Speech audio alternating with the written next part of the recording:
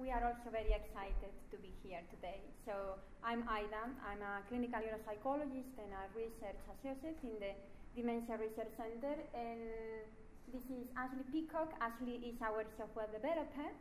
And we are working together and along with our team in the DRC in the development of a software-based application to facilitate reading in posterior cortical atrophy. So this is an application that is going to be used in a tablet device. And we are very, very excited with this project. This started last year. We are at the moment completing the second phase of the pilot testing, and we hope we'll get ready a prototype of the application by the beginning of next year. And after that, we'll launch a home-based trial to test the efficacy of this tool in real life. So during the next few minutes, we're gonna speak a lot about reading and things that have to do with reading. And why this big interest in developing a tool to facilitate reading? The thing is that reading is central in our lives. I personally cannot remember a time in my life in which I wasn't able to read. So for so long that skill has accompanied me. And reading is part of our cognitive patrimony, is part of our identity, and part of how and who we are and how we stay in the world. And unfortunately, one of the main symptoms that arise with PCA are difficulties for reading. And at this very moment, because we really want this to be a conversation and this talk to be very participative, I would like you to please hands up those of you who are experiencing difficulties with reading.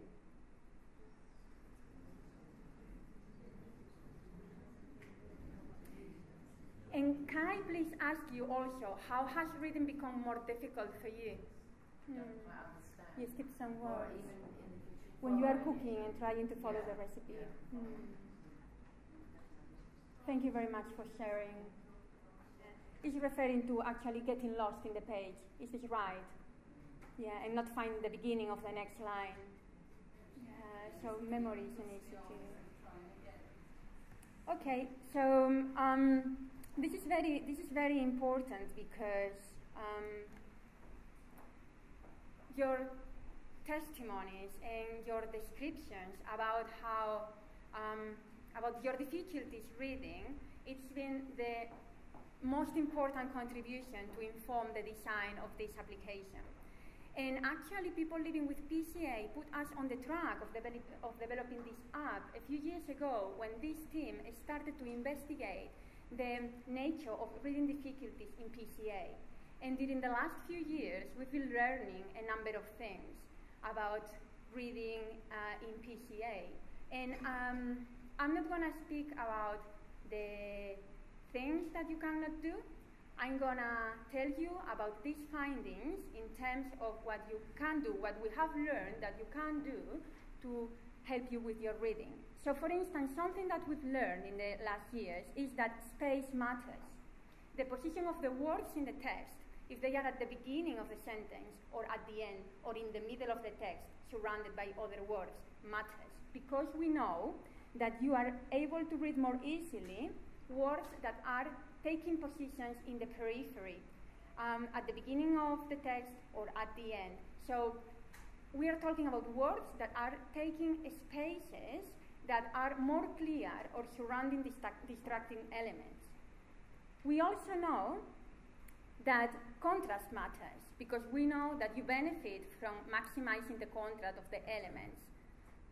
We also know that size matters, and maybe not in the expected way, because some of you have reported having a more easy reading, having being able to perceive better small than large font.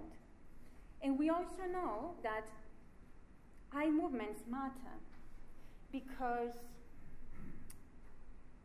we know that some of the symptoms of PCA is that we have some difficulties to, for instance, follow the line in the text or move the eyes to the place where we want them to be.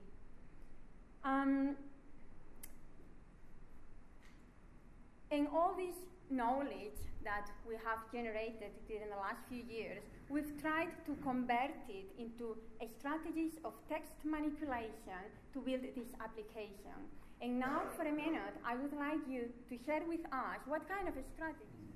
When we started this project, so the first thing we did was we took all that knowledge that we have about what could potentially help you to improve reading, and we put it in a very early prototype of the application.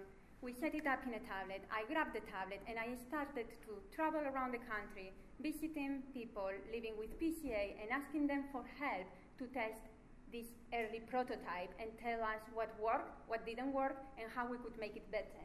And this has been a massive source of fun for me. This has been very exciting. I've lived amazing experiences. And I've had also the opportunity to see how important reading is in the life of all of you. So when I did these visits, I've been in living rooms that are like forests of books. So these piles of books from the floor to the ceiling, shelves of books all over the walls, completely full of books. And some of you have even counted more than 2,000 books under the roof. So reading is something really important. And at the very beginning, our main obsession was to make it functional. It was to create a functional reading. And this is make you able to read the words and read the lines. And in order to do this, we put a lot of attention in 3 symptoms that we know account for quite a large proportion of the reading difficulties. So we generated strategies and we put in place strategies to improve this feeling of getting lost in the page, to also improve this phenomenon of words cluttering up, and to improve also your ability to follow in the text along a line.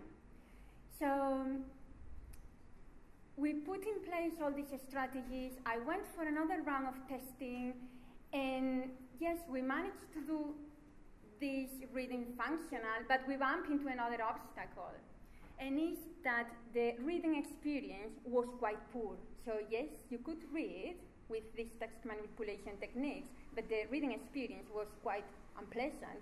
So we realized that we were missing a very important part of reading, which is reading is not only about decoding written symbols. Reading is about creating stories and scenarios and create a new world in our minds. It is about enjoyment and pleasure. So we've put quite a lot of effort in trying also to generate not a functional experience, but a pleasant experience. I think we've done good progress, but still more work needs to be done. And I'm going to show you where we are at the moment. So at the moment, we have 4 different kinds of text presentation. The first one is full text presentation. What you are seeing at the moment is the interface of the application when you open it in this modality. What you have here is the full text. You have a box that you can control. You can move it through the text, and it helps you to find the line. For people who struggle to use this modality, we've also generated a line presentation modality. And in this case, only 1 line of text appears in the screen, and the rest of the page is clear, is free of distractors.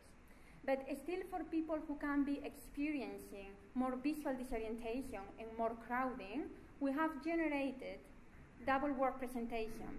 And this format comes with a fixation box that helps you to get oriented in the text, and 2 words appear at a time, so you don't have to be dealing with a whole line of words. And still, for people who cannot make this, we have generated another option, which is a single word presentation. And it's the same as the 2 words presentation, but with only 1 word at a time. So I really don't want to spend too much time explaining this, because we have 6 tablets ready at the end of the room for you to use during the lunch time. Please grab them, play with them. Ashley and I are going to be available. Come tell us, this I like it, this is awful, this is brilliant. Please, we need as much feedback as you can give, because we have reached this point just because you are guiding the development of this application. This is such an exciting experience of co-design, of working together along with you. And basically what we have been doing all this time is following your guidelines, is following, you are pointing the direction of this reading tool. You have been doing it for months, and I hope you will keep doing it. Thank you very much. I'm going to hand over to Ashley, who is going to give you some more details about the flexibility that we are trying to put in the app. Thank you very much.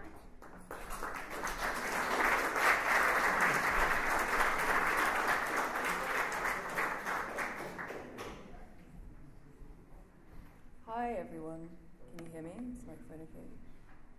Speak up or move it up? Move it up. Okay, I'm pretty tall. So one of the challenges when we're creating an application like this is the very broad and varying uses that we have. For example, we're not just developing for people with PCA,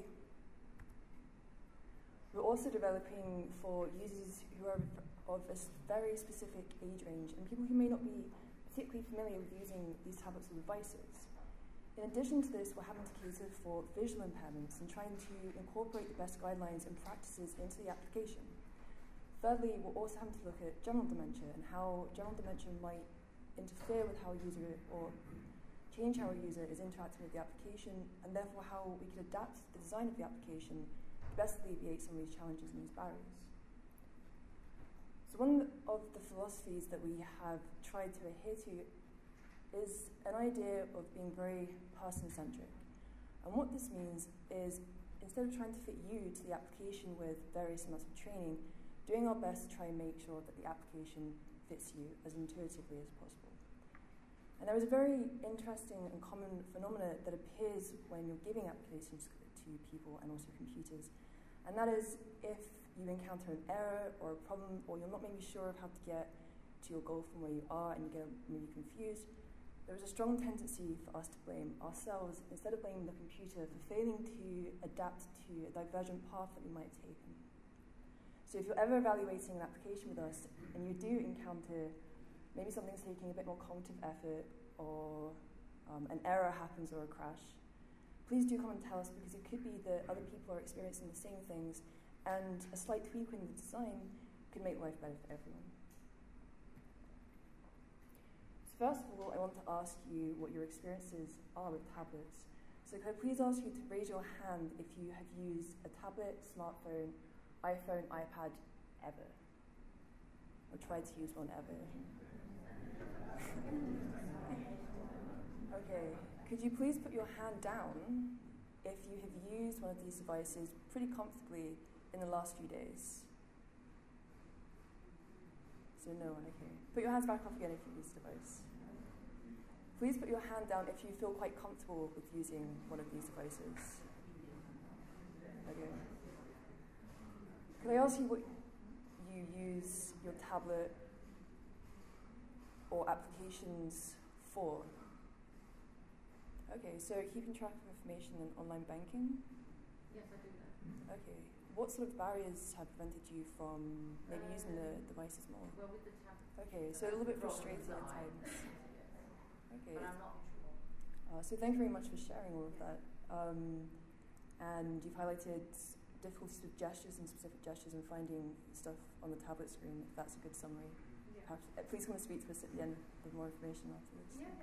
So I'm assuming here as well you mean like maybe hitting the wrong button on the mouse of the keyboard or hitting the wrong button on the keyboard. So it could be things like navigation, being able to speak to the device and saying, can you open me to the last 5 BBC articles or something like that.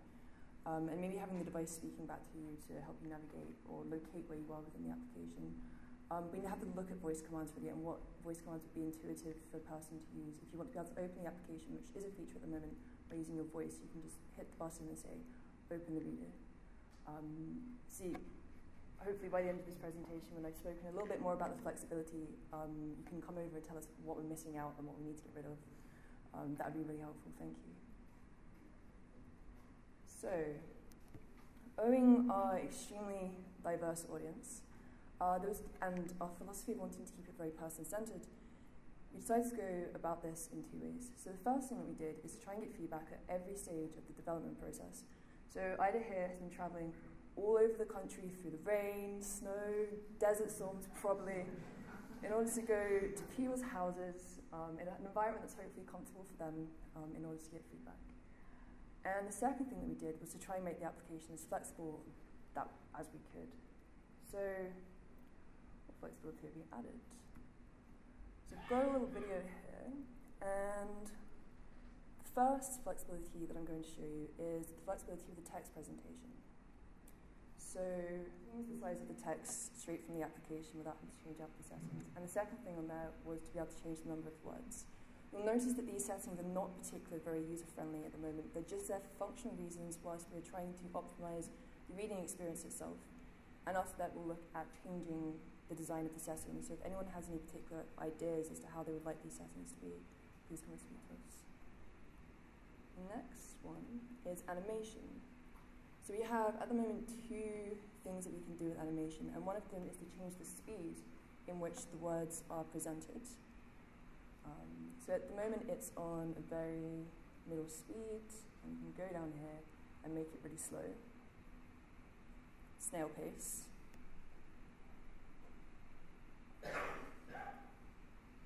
And then we can make it really, really fast. But the second thing that we can also do is change the actual style of animation so that the text is just appearing in this sort of speed reading things if anyone's seen them. And I think that's that one. So the third one is with the full page reader. So we have the option here of moving the fixation box down at the request of the user and keeping the text stationary. Or you can move the text and keep the box stationary, which should hopefully reduce eye movement. There's also some other features here that people might request. You can see that the text behind here is blurry. And we could potentially reduce that so you could have maybe the opacity that you would quite want, because maybe some people don't want to have the text of the rest around the thing being blurred out.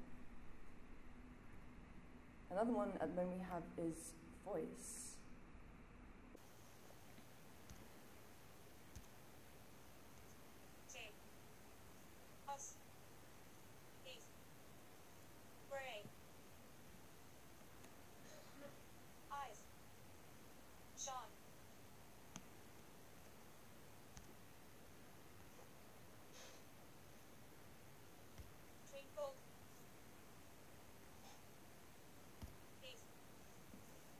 This really irritating. You could also set the option so that you can read as you normally do, and then you can tap the box to have if you encounter a word that's maybe particularly troublesome, you can tap the box and have that read out loud to you. And this will also work with the full sentence presentation, double word presentation, etc. And the final thing that we have is gestures. So at the moment we have the ability to tap the screen if you want that to be able to change the word. We also have the ability to be able to swipe. We also have automated options so that the tablet and the text will go for you. We also have semi-automation options where you can leave your finger on the tablet, the words will change, and when you release it, it will stop, and you can also go back. Again, we're completely open to gestures. I mean, you can even have it if you like, that you can shake the tablet device and the text will change. However, just to bear in mind, I'm not sure we have insurance for flying tablets and broken objects in the house. So what now? Well, today and the next coming days is really your opportunity to really inform the direction in which this application is taken. So at the moment we have things like being able to read the BBC News. We have a couple of selected books, but there might be more reading materials that you find are really motivating. I think I've had some comments on poetry or being able to read hymns, being able to read emails or maybe texts, or maybe something completely different. The other thing is, again, navigation. How you'd like to be able to navigate between books or being able to navigate between BBC articles. If you'd like to just be able to swipe to go through them. If you'd like a set of options to be able to select them. Would you like them to be spoken out loud? These are the next steps that we have to consider. But once again, when we've got the optimal reading that we can so far, but we're getting there. The final thing is one of the biggest feature requests that we have is being able to adapt colour. So being able to change the background and the colour of the text presentations and things like that. Some of you might have seen my post on the PCA Facebook Support Group, and there's been some interesting comments in there because, again, it seems quite varied as to what users' preferences are.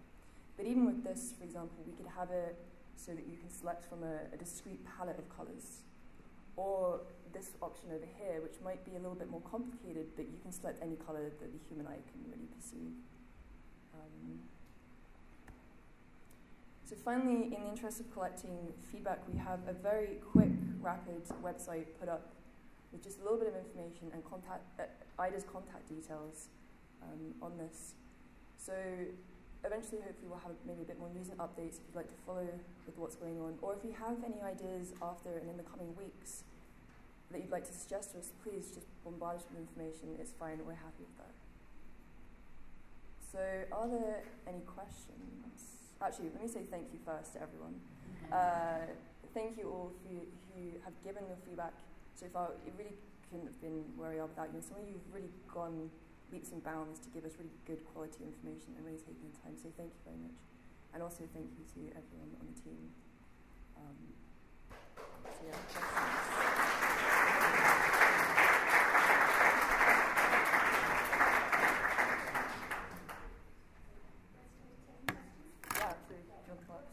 so currently we only have a selected amount of books just from suggestions.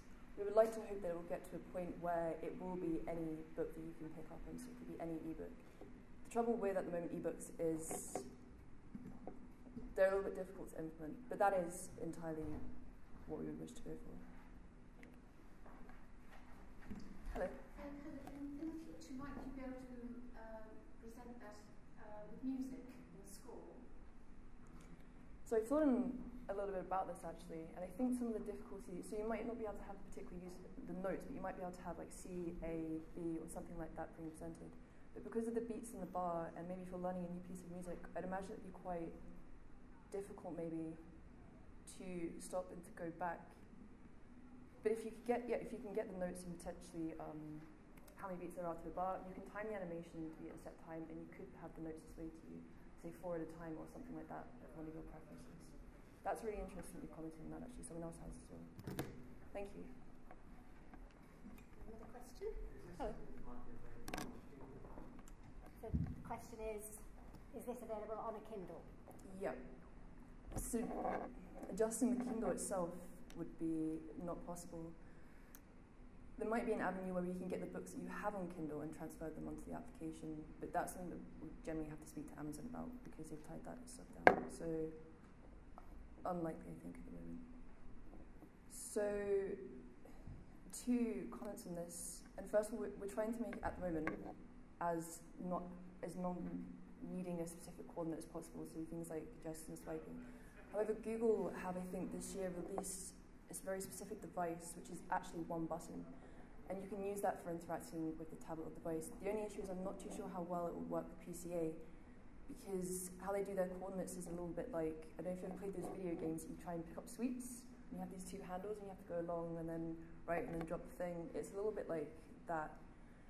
But there's a lot of tools with complete visual impairment. So at the moment we're just trying to amalgamate all of the things together, I think, to solve some of these problems. But that's a really good comment if you have any ideas how to do that. Yeah, thank you very much. This is very interesting because this is actually what we were talking about before. In the first part of the study, our main concern was to create a reading experience. In the following step was to make that reading experience pleasant. And now the challenge is make it so, create something that people living with PCA can use independently. So this falls within our main point of interest at the moment. So I'm going to suggest something, if you don't mind. When we launch the website, that will be it will be working in the next few days or weeks. Yes. Yeah. So put on camera. Would you mind please to drop a comment? So all these things, please, are going to be very, very, very important because we really need to make this work in the most flexible way. We need to address all these challenges. Memory is another issue, so we really need to make this as simple as possible. And yeah, all comments are welcome, so please share it in the website. Yes? Yes, just this one. We are taking that into account. So, for instance, something very fascinating that I found when I started to visit people was that for many of the participants, it was the first time in their life that they were holding a tablet. So we also have to think a bit in the best way to do the training or to guide them through the application. And I was delighted to see how intuitive it is. So people who have never ever before in their life grabbed a tablet. So for instance, we started the visit at 11 in the morning, and by 12 when I was leaving, I could see the improvement using it. So I think this is very encouraging. Thank you very much for bringing this, because I think that's something very important of being actually doing these home visits, is that I have the privilege to see the interaction in real life. So because a home is not a psychophysiological lab, or it's not a lab, it's not an academic environment. So the experience is very different, because one thing is to run experiments to see what contrast is better, what size of font is better, and all these things which are super useful. But a very different thing is exploring other kind of obstacles for reading that people have in real life. And if we manage to understand them, I think we can improve a lot the experience. So things are doable to some extent. I think that with the right approach, things can improve. And there is always a scope for improvement. And sometimes you can think, yeah, but this has only improved this. Yeah, a bit, but it means a lot for a person. So I think we really need to try everything. Thank you very much.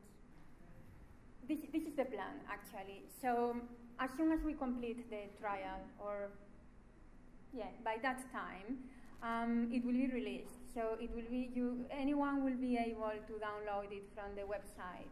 And after that, we'll make as improvements as possible. So this comment box that we have in the website will keep open, and we will be very glad that people use it, as many people as possible that try it, that tell us, well, actually, you could change this, you could make, even after the end of the study, we want to still able to keep developing and adding more features and making it suitable, and even for different populations, because it is not only PCA who struggle reading. There are many other people living with other conditions that also struggle. So we want to make it as flexible as possible. Thank you very much. Yeah. So please remember that we have 6 tablets there. We are going to be around. So please, I encourage you to go to grab them, to make us questions, play with them.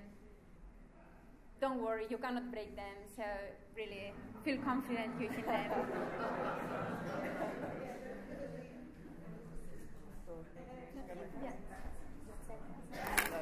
Okay, so thank you. I think your comments were wide and varied, and certainly lots to take away. And I think probably one of the most telling sort of extractions to make is how even a very small improvement can actually reflect into a huge quality of life improvement. So I appreciate this won't be perfect, I'm sure, but actually any improvement is significant, isn't it, in the world that we're all in. And so thank you. I think you realise very quickly that you actually are the experts in this room. And I know I speak on behalf of Aida and Ashley when they thank you and encourage you to share your feedback, which will absolutely make it possible to develop a tool that's usable and functional. So I'd like to just thank Aida and Ashley.